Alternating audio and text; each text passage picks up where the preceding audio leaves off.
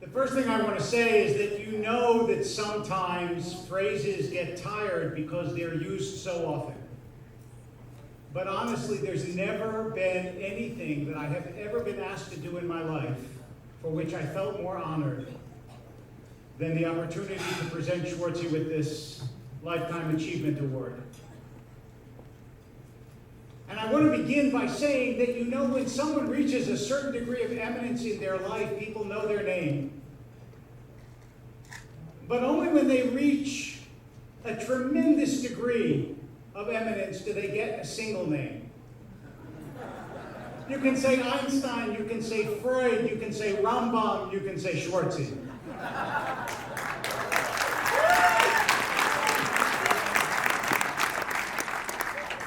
And nobody mistakes any other SCHWARTZIE, because there is no other SCHWARTZIE. So I thought, what am I going to say about him that you don't know? And I figured I would do something that occasionally helps the rabbis when they don't know what to say. This may shock you. One of the most frequent questions that rabbis get is, where do you figure out what to say? Every now and then it helps actually to look in the Torah. So I looked at the Parsha, and you know we're starting Vayikra, Leviticus. And the beginning of Vayikra is Vayikra, which is a call to Moshe, and according to our sages, it's a call that only Moshe could hear. So once you've read that, then you have to start turning to the commentators, and Rav Moshe Feinstein has a beautiful question and answer about this. He says if only Moshe could hear it, so why does God have to make the call audible at all? It doesn't have to be out loud if he knows the only person who can hear it is Moshe. And his answer is that God was always hoping that someone else would reach the level that they would hear it too. There was a time in this city when Jews were desperate and yearning and nobody heard their call. It didn't mean the call wasn't audible, it meant that no one had the ears to hear it. And then came SCHWARTZIE. He heard, and he gave spirit to people who didn't know they were yearning for spirit.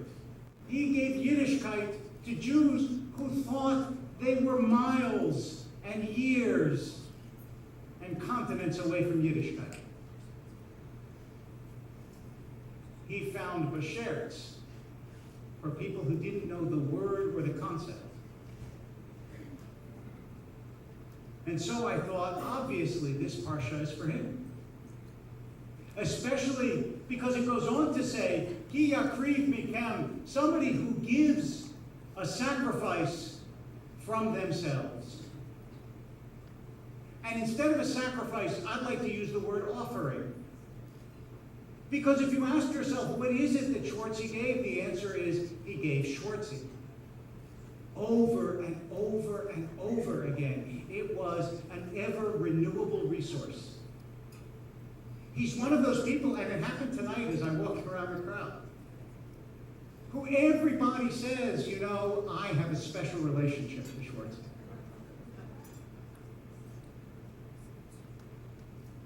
And you're all right. I know that he has an incomprehensible number of children. But in addition to those, he has an incomprehensible number of children for whom he is exactly what a father is supposed to represent: wisdom and connection and goodness and warmth and love. And so many who are here, and many, many, many more who aren't here, owe the development of their souls to this remarkable man who traverses all of the Jewish world. When I was first starting out in rabbinical school, a rabbi said to me, if you're going to be a rabbi, there's really only one thing you have to do. Love Jews.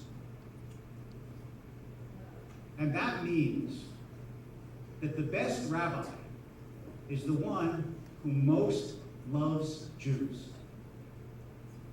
And you know, and I certainly know, that SCHWARTZIE is the best rabbi.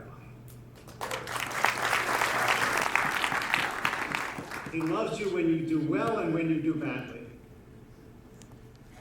He trusts in your soul. He believes in our people. When you say that this is a Lifetime Achievement Award, the truth is that you know, even though this is called the Chai Center, in Hebrew, life is Chaim, and it's in the plural. And that's because one life can give many, many, many lives. He has given us tremendous life. He continues to. You see it in the most beautiful legacy of a rabbi, which is to create a warmth that starts at home and radiates out to the Jewish world, or to somebody who exemplifies everything not only that rabbis want to be, but that Jews should be. A loving heart, a wise man, someone with faith and promise who, when no one else could hear the call, and so he came, and so we are grateful.